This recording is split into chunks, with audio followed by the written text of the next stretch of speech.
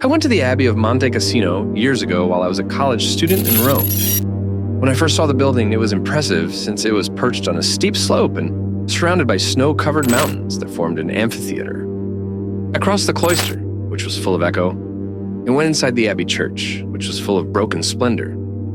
I had to tell myself that this was all a stage as I stood by the altar and peered up at the golden ceiling above.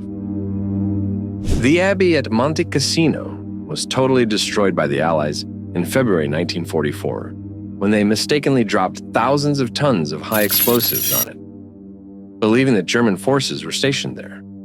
A visitor unaware of the extent of the reconstruction after the war might believe the monastery had stood undisturbed for generations. When I went back to Rome, I started to realize how many of the famous historic structures there had also been rebuilt. For instance, during the Renaissance, workers destroyed the Temple of Vesta in the Roman Forum in order to remove its marble so that it could be used again in St. Peter's Basilica. The building that remains was constructed in 1930 using the few remaining pieces. Around the same time, the Roman Senate's meeting hall, the Curia, was rebuilt. After being used as a church for 13 centuries, significant portions of the facade, the upper portions of both side walls, and the back wall had all been lost. In actuality, less than half of the structures that we see today are old.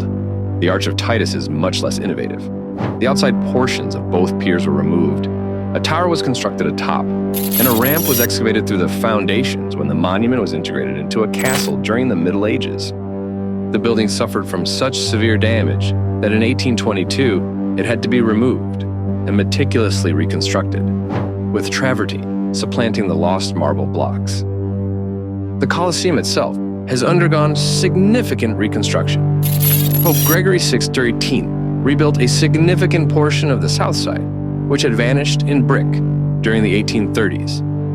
The amphitheater's sole seating area was added during a restoration project in the 1930s, and the Hypogeum has seen extensive reconstructions and demolitions.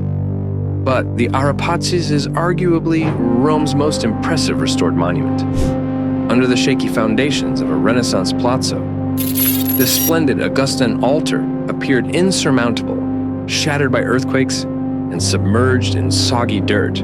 Archaeologists, however, excavated down to the altar in 1937, and in a monumental feat of engineering that involved raising the overhanging palazzo on concrete pilings and freezing the mud below, recovered its decorative elements, which had broken into hundreds of fragments, and reassembled them on a contemporary superstructure. Not out of some nebulous reverence for antiquity, but rather because the Italian government spent millions of euros on this initiative. Rebuilt to mark the 2000th anniversary of Augustus's birth, the Arapazis served as the focal point of a fascist exposition that also discreetly suggested that Mussolini was the new Augustus. Rebuilding or restoring historic structures has frequently been done to further political agendas.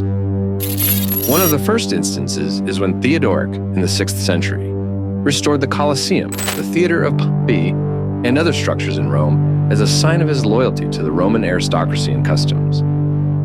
As a mark of municipal pride, Veronese residents rebuilt portions of their Roman arena during the Middle Ages. In 1533, French King Francis I gave the order to clear the medieval area within the Roman amphitheater in Nîmes, restoring one of the most impressive ancient monuments in his realm to its former splendor.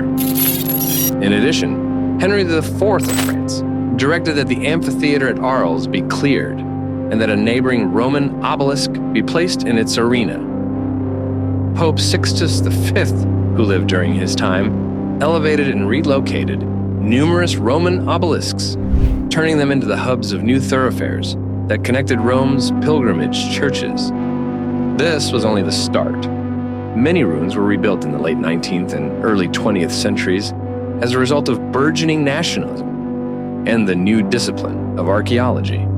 One such is the Saalburg, a Roman fort close to Bad Homburg, Germany, which was rebuilt at the start of the 1900s with Kaiser Wilhelm II's approval.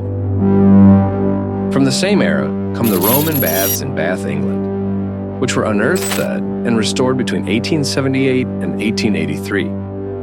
In their case, however, tourism rather than nationalism, was the driving force behind restoration, a risk that paid off, as evidenced by the hundreds of thousands of people that visit the baths here. As mass tourism emerged in the latter half of the 20th century, improving the visitor experience emerged as the primary driver behind the restoration of historic structures and locations. The Palace of Minos at Knossos, which was restored by its excavator, Sir Arthur Evans, is a well-known early example. Between 1900 until 1931, Evans was employed at Knossos, where he uncovered the most remarkable hub of the Minoan civilization. The newly unearthed ruins needed to be consolidated and safeguarded as more and more of the enormous Bronze Age palace was revealed. Evans' contentious approach involved rebuilding a large portion of the palace using reinforced concrete. An equally contentious addition to the renovated interiors were the frescoes that were created based on a few isolated fragments. For tourists from today, certain locations have undergone even more thorough reconstruction. The Stoa of Attalos, constructed in the 2nd century BC, is considered the most notable structure in the Agora of Athens. In late antiquity, barbarian attackers damaged this large 2-story portico. Between 1953 and 1956, just the foundations and rear wall were left intact for excavation. But the Stoa was rebuilt as the Agora Museum by the American School of Classical Studies at Athens, with kind financial support from John D. Rockefeller Jr.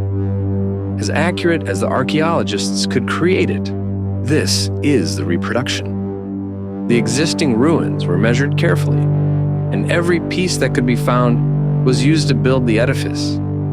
In order to guarantee that the new stone would match the old, quarries were even constructed in the hills surrounding Athens. The interior design was the only one altered to make room for the museum's displays.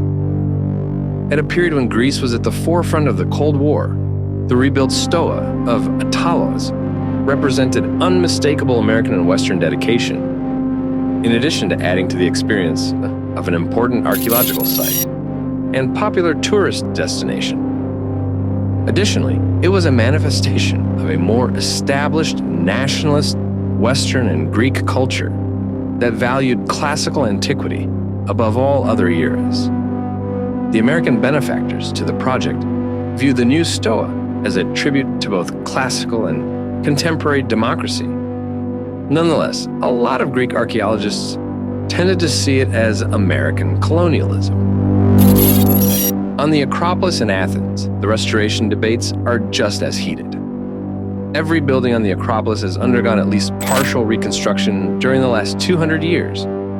First to support Greek nationalism, and then to improve the experience of a location that attracts millions of tourists. 3 times the little temple of Athena Nike has been totally disassembled and rebuilt. In the 1950s, the Odeon of Herodes Atticus underwent a complete reconstruction. For almost 50 years, the Parthenon has been undergoing rebuilt almost constantly. The goal of all this work was to bring back the Acropolis to its former splendor. Everything built after the Roman era was destroyed in the process, along with almost all traces of soil, leaving the monuments and buildings that have been repeatedly restored alone among bare rock. Many archaeologists have claimed that the Acropolis that we see today never existed. It has been created, it is not restored. The debate about the reconstruction of historic structures revolves around this. In addition to deciding on the materials to employ, how much of the structure to reconstruct, and other practical aspects, the restorers must decide on the project's goals. Is its purpose to aid tourists in comprehending a location or era? Is beauty the intended outcome? Is the intention to imply links between the past and the present? Whose history and whose time frame?